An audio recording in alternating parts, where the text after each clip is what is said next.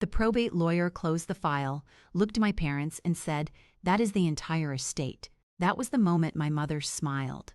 Not big, not vulgar, just that small, polished smile she always used when something had gone exactly the way she wanted, and she believed the room was too official for anyone to call it what it was. The hearing room was cold, overlit, and smelled faintly like paper and old coffee.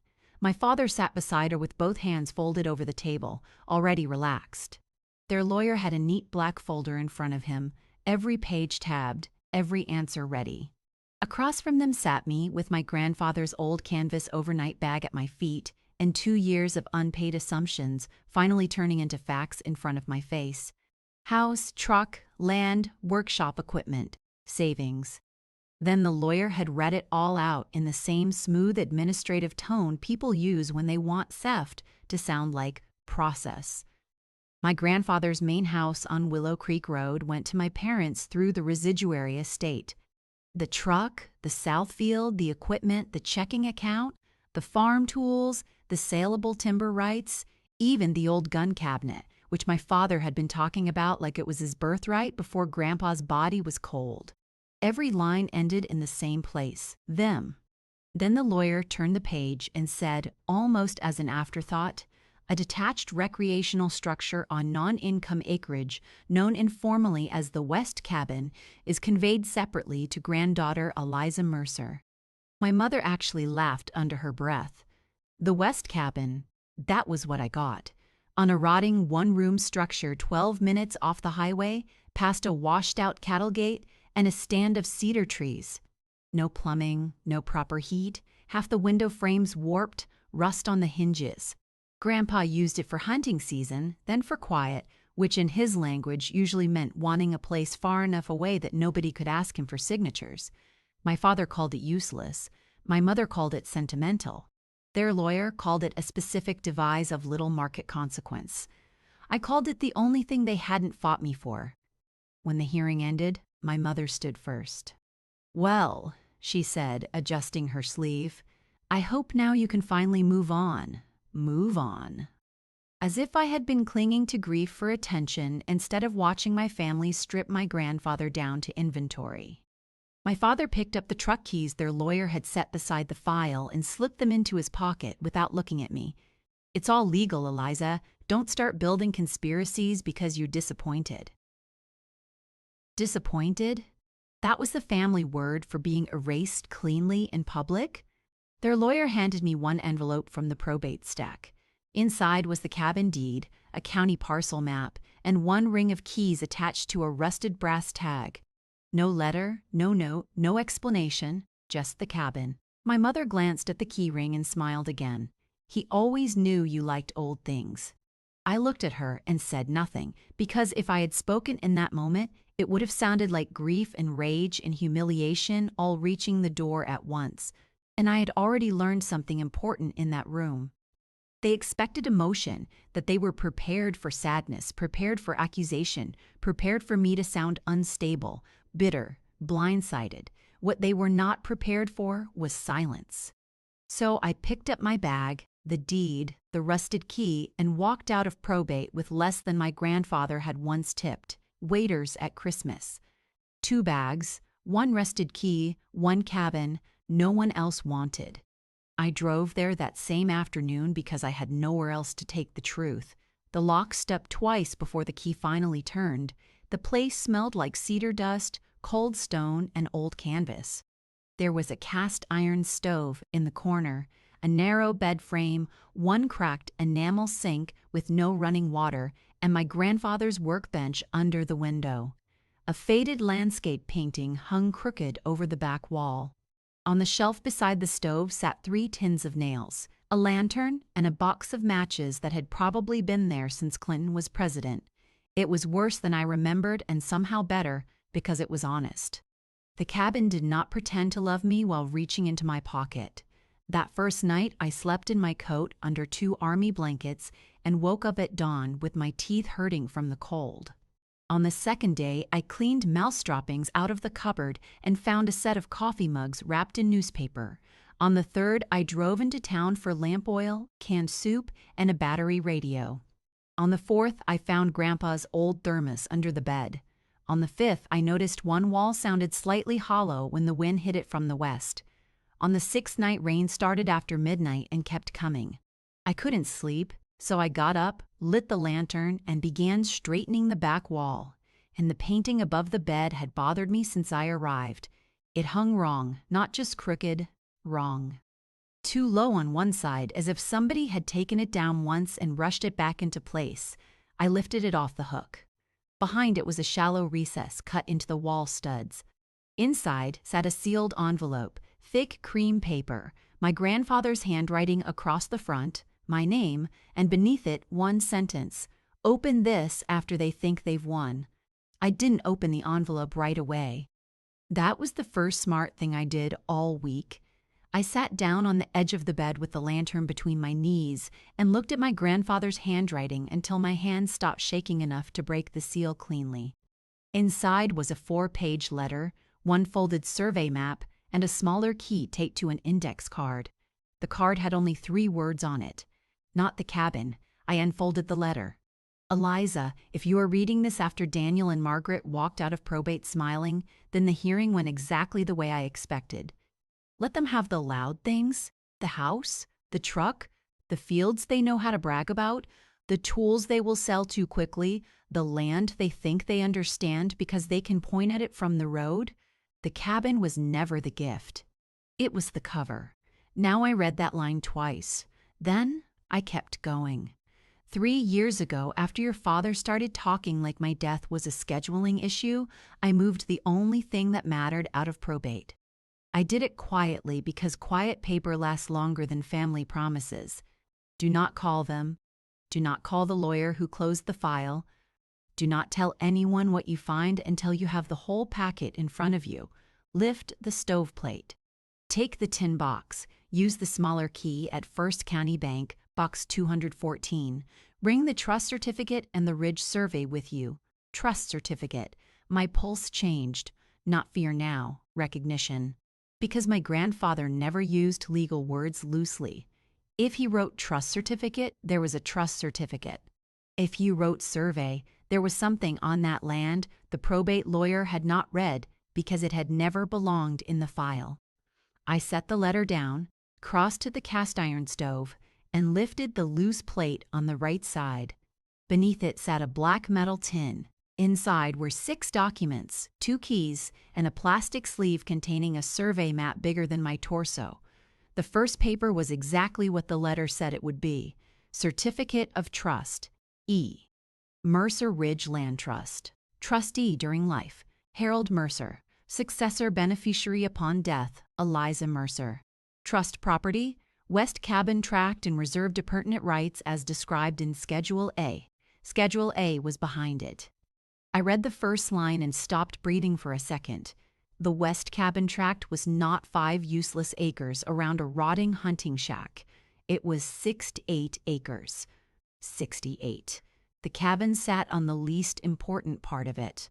The rest ran behind the ridge, down through Cedar, across the old spring line, and this was the part that changed everything, along the only deeded access road servicing the lower farm parcels my parents had just inherited through probate. I read farther. Reserved rights attached to the trust tract included primary spring water rights servicing the main house and lower pasture, deeded access easement across Ridge Road timber revenue escrow from selective harvest contract approval rights for any utility or development, easement crossing the lower parcels. I sat down on the floor, not because I was overcome, because my legs had simply decided they were finished for a minute. My parents had walked out of probate with the visible estate. But Grandpa had left me the thing the visible estate depended on: the road, the water, the timber escrow, the approval rights. The whole time they were dividing up the loud property, the actual leverage had been sitting in a rusted cabin wall under a painting no one else wanted badly enough to straighten. I grabbed the next document. It was a notarized memorandum signed by Grandpa and recorded 18 months before he died. The language was dry, exact, beautiful in the way only devastating legal paperwork can be. Any conveyance, mortgage, development, or subdivision of the Lower Mercer parcels shall remain subject to the rights reserved in the Mercer Ridge Land Trust. No holder of such lower parcels may impair the road, spring, or revenue access rights of the trust beneficiary. Then the next line. Margaret Mercer and Daniel Mercer are aware of these retained rights and have no authority over the trust tract or its proceeds. Aware. Not surprised. Not excluded unfairly. Aware. I looked back at Grandpa's letter. If they are smiling in probate, they are smiling because they think what I left you is too small to matter. That will last until they try to use what they took. Then I understood why he had written, "Open this after they think they've won." Because this was not a sentimental reversal, it was a timed one. I called First County Bank at 8:33 the next morning from the cabin landline because cell service still came and went out there. I gave my name, the box number, my grandfather's name.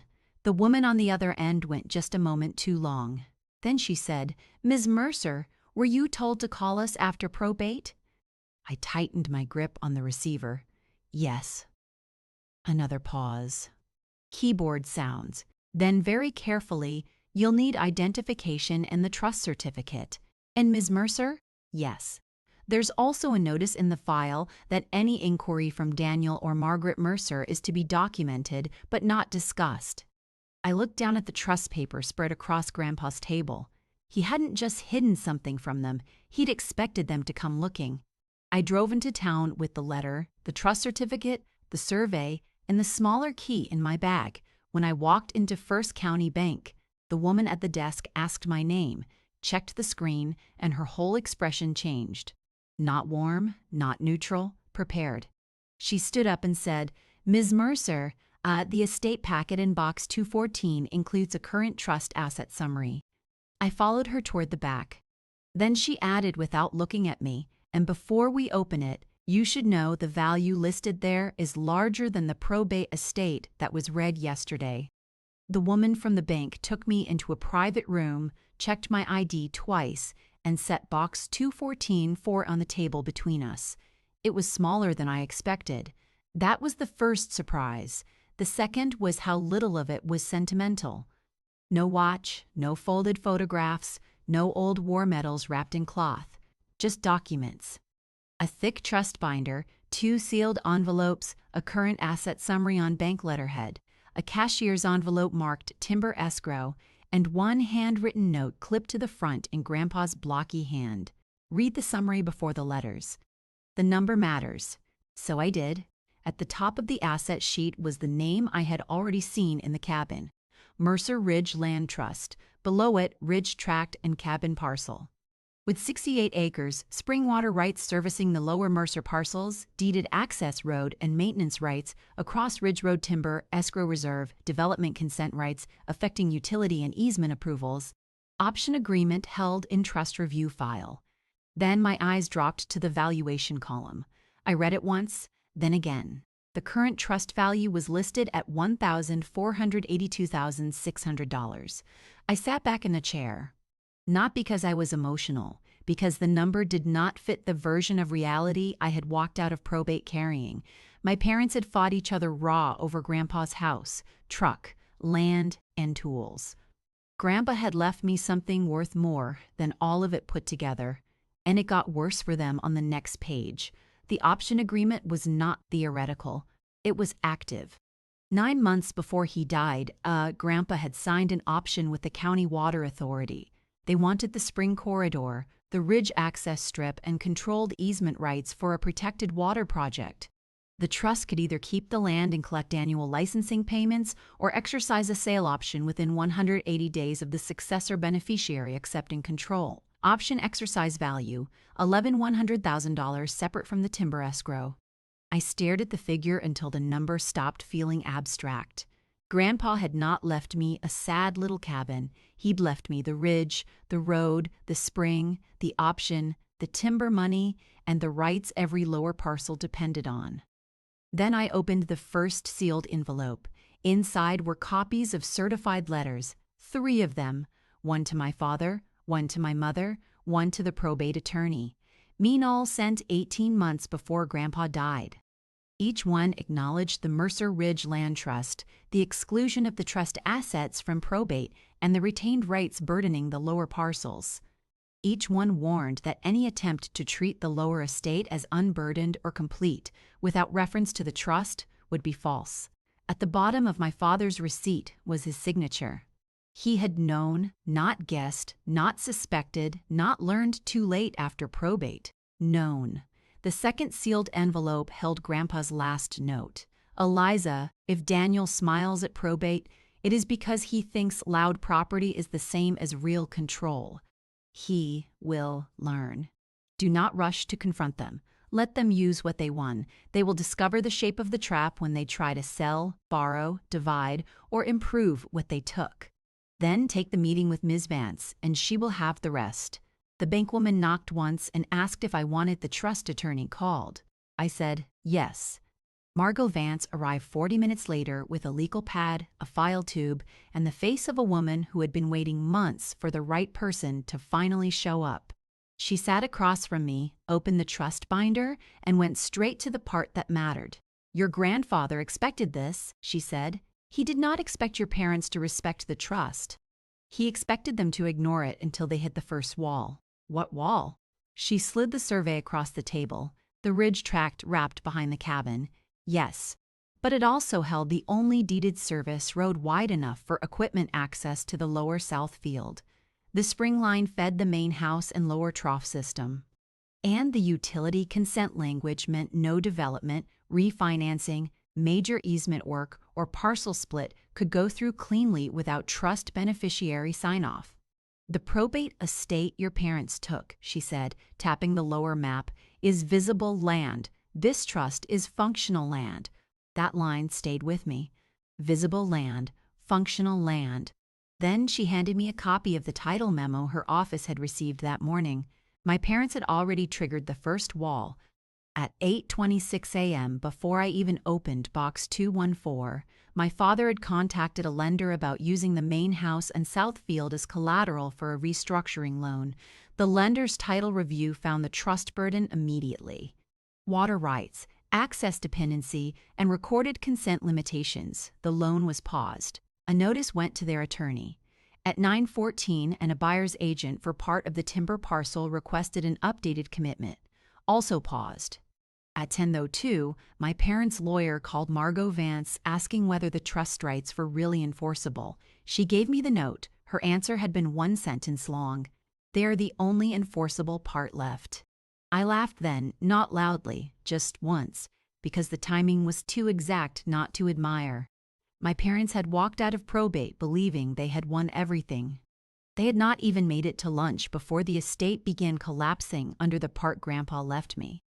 By 3 that afternoon, my phone started ringing.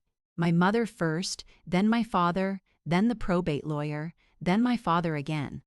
I let the first 4 go. On the 5th, I answered. My father did not waste time. What did he leave you? There it was. No grief, no softness, no we need to talk, just the real question finally stripped of costume. I looked at the trust paper spread across Margot Vance's table and said, something bigger. Silence. Then, you need to be reasonable. I learned that from probate. His voice hardened. The house needs that spring. I know. The lower road crosses your tract. I know. The lender froze the file over a technical issue. No, I said, over a recorded one. He breathed once through his nose, angry now, controlled but only just. What do you want? Not an apology, not understanding. A settlement question, the kind asked by men who think every moral disaster can still be reduced to a number if they catch it early enough. I looked at Margot. She gave the smallest nod, so I answered cleanly. I want the truth put back into the estate record, and I want the probate inventory corrected. I want acknowledgement that you knew about the trust before the hearing.